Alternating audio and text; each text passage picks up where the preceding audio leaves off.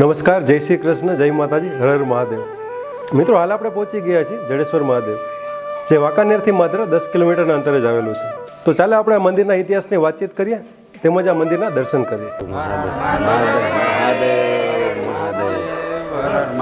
તો મંદિરમાં દર્શન કરીને બહુ જ આમ સારું એવું ફીલ થાય છે અને અહીંનું બધું પ્રકૃતિની બધું આમ જોતા બહુ આનંદ આવે છે. દર શ્રાવણ મહિનાના બીજા સોમવારે અહીંયા મેળો ભરાય છે અને સ્વયંભૂ જડેશ્વર મહાદેવ છે, જે મહાદેવની એક આ લોક વાર્તા છે કે આ મહાદેવ છે ને અહીંયા પ્રકટ થયા છે. અહીંયા ગાય એની મેળાએ આવીને દૂધ છે ને શિવલિંગ ઉપર એમને અભિષેક કરતી. પછી ગાય જ્યારે ગૌશાળામાં જતી તો દૂધ હોય ને એટલે તપાસ કરતાં ખબર પડી કે ગાય ક્યાં જાય છે અને દૂધ કેમ નથી આવતું.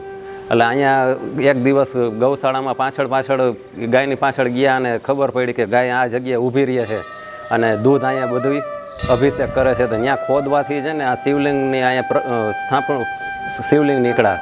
એટલે ત્યારથી પછી અહીંયા સ્થાપના કરીને આ સ્વયંભૂ જડેશ્વર મહાદેવ એ રીતે કહેવાય છે. સરજી, આપનું નામ? કીર્તિ પાબારી, મહાદેવર, ઓમ નમઃ શિવાય. જડેશ્વર દાદા અરે અમારે જૂનો નાતો છે, ચમત્કારિક દેવ છે. જડેશ્વર દાદામાં શ્રદ્ધા આપણી જેટલી હોય એનાથી વિશેષ એની સામે હોય છે. અમે અવારનવાર રવિવારના દિવસોમાં ફ્રી હોય તો બીજે જવાનું મન ઓછું થાય છે અને જડેશ્વર દાદાના દર્શનનો લાભ અવશ્ય લઈ છે. અને શ્રાવણ મહિનામાં તો 4 સોમવાર પ્લસ બીજા 2-3 દિવસોમાં ટૂંકમાં 8-10 વખત શ્રાવણ મહિનામાં અમે દાદાના દર્શન અર્થે આવીએ છીએ.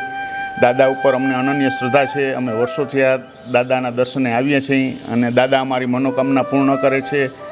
અને બાકી દાદા પ્રકૃતિના સૌંદર્યની વચ્ચે બેઠેલા છે અને એનું મંદિરે આવવું અને દર્શન કરવા એક આપણી મનોકામના પૂરી થાય છે, માનસિક શાંતિ થાય છે અને પ્રકૃતિની ગોદમાં વસેલા દાદાના દર્શન કરવા એ એક જીવનનો અનન્ય લાવો છે. મારું નામ નિશાંત સુદાણી છે. અમે રાજકોટથી આવ્યા છીએ સ્વયંભૂ જડેશ્વર મહાદેવ મંદિરે.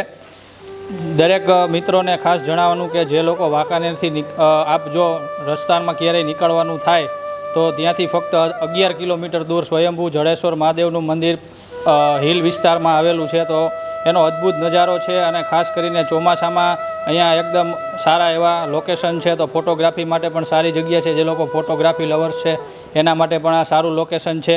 અને મહાદેવનો એક અદ્ભુત મહિમા છે. તો શ્રાવણ મહિનામાં પણ અહીંયા દર સોમવારે મેળો ભરાતો હોય છે. તો જે લોકોને મહાદેવ પ્રત્યે ખાસ આસ્થા હોય તે લોકોએ અચૂક એકવાર જીવનમાં સ્વયંભૂ જડેશ્વર મહાદેવની અચૂક મુલાકાત લેવી. ફૂલ વિડીયોઝ જોવા માટે અત્યારે સબસ્ક્રાઇબ કરો અમારી ચેનલ ગુજરાત દર્શન, અથવા વિડીયોની લિંક માટે કમેન્ટમાં લખો ફૂલ વિડીયો.